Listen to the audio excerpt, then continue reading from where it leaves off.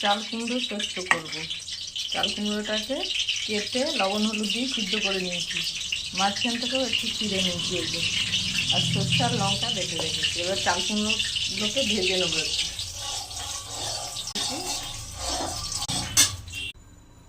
চাল কুমড়োগুলো ভেজে নেব, ভেজে তুলে নেব। চাল কুমড়োগুলো ভাজা হয়ে গেছে, তুলে নিচ্ছি।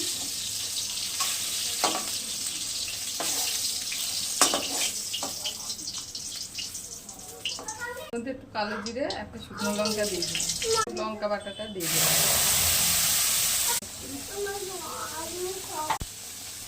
হলুদ দিলাম, একটু দিলাম,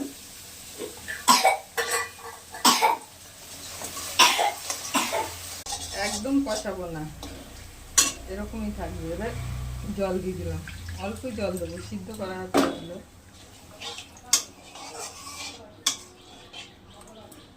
এবার চাল কুমড়োগুলো দিয়ে দিলাম,